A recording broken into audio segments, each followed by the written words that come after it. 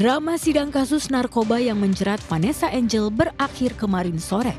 Majelis Hakim Pengadilan Negeri Jakarta Barat menyatakan Vanessa bersalah atas kepemilikan 20 butir psikotropika jenis Xanax hingga Vanessa divonis 3 bulan penjara dengan denda 10 juta rupiah. Dengan ketentuan jika denda itu tidak dibayar diganti dengan kurungan 1 bulan penjara. Yang menarik selain Bibi Ardiansyah sang suami, ayah Vanessa Dodi Sudrajat juga hadir di sidang untuk mendengar putusan dan status hukum putri sulungnya. 3 bulan itu maksudnya gimana sih Pak? Jadi ini ya, jadi status tahanan kota. Jadi kalau tahanan kota berarti hitungannya adalah 5 hari ditahan di kota sama dengan hitungannya 1 hari di rutan. Kalau di tahanan rumah itu hitungannya 3 hari di rumah sama dengan 1 hari di rutan. Jadi kalau tadi dikatakan apa? Ditahan sejak kapan?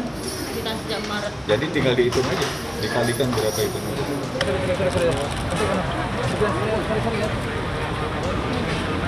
Support Vanessa aja, nanti kita serahkan Vanessa aja.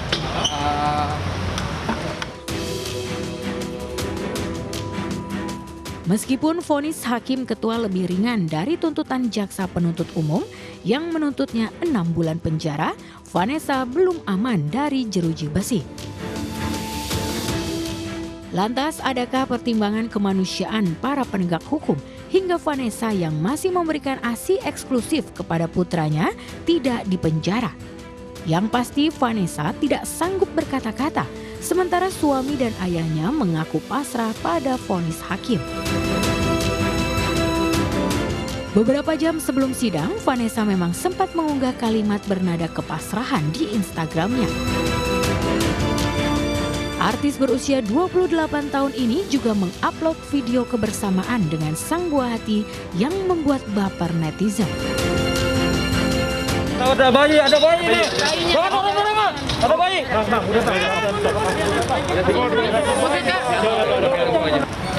Anak kecil ini sini. Kesian babynya, kesian. Bayi taruh dulu.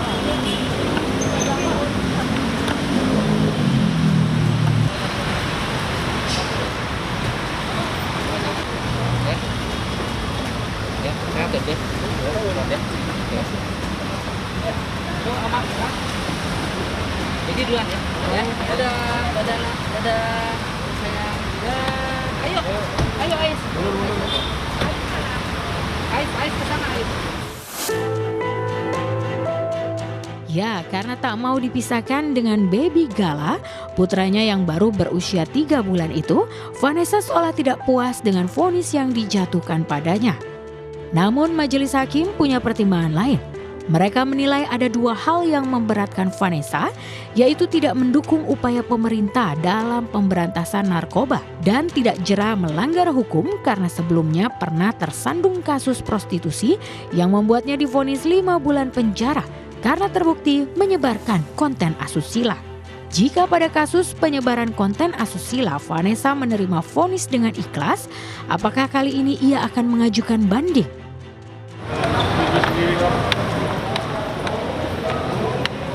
Vanessa sendiri akan banding atau gimana? Iya, saya nggak tahu. Ini mau ketemu dulu. Mau meetingkan dulu ya. Saya nggak tahu gimana lanjutan. Statusnya tetap tahanan kota sampai nanti sudah mempunyai kekuatan hukum tetap. Tadi bagaimana? Banding apa? Pikir-pikir? Masih pikir-pikir dulu. Ya udah, jadi jaksa maupun terdakwa pikir-pikir. Jadi masih belum menjalani pidananya. Diciduk Satres Narkoba Jakarta Barat pada akhir Februari lalu, Vanessa dan Bibi tidak berkutik ketika di rumah mereka di kawasan Kembangan, Jakarta Barat ditemukan 20 butir pil Xanax yang termasuk ke dalam psikotropika golongan 3. Meskipun hasil tes urinnya negatif, sementara Bibi positif, hanya Vanessa yang ditetapkan sebagai tersangka karena pil itu adalah milik Vanessa. Vanessa mengaku mendapatkan pil tersebut dari dokter di Surabaya. Yang disayangkan, Vanessa dan Bibi sejumlah saksi termasuk saksi ahli dari tim dokter tidak dihadirkan dalam sidang. Dengar pernyataan oleh saksi ahli ya, sesuai bahwa Vanessa boleh memiliki resep bahwa memang mungkin ada beberapa apotek yang bisa memberikan resep Xanax tanpa harus mengambil resep tersebut. Memang kita dalam pembelaan kita akui saat mendapatkannya itu di apotik yang sedikit meragukan. Karena banyak juga apotik yang beredar di Indonesia ya khususnya, itu belum menerapkan sistem-sistem yang kayak dijelaskan oleh JPU itu. Karena harus ada pelaporan dan harus ada penerimaan resi balik ya kan, salinan resi. Tapi memang dasarnya itu Vanessa itu punya penyakit. Jadi ya dari sisi kemanusiaan kalau orang sakit ya gimana lah. Ya kan? Jadi bukan dia dapat dari bandar narkoba atau apa, memang dari apotik, tapi memang administrasinya aja salah.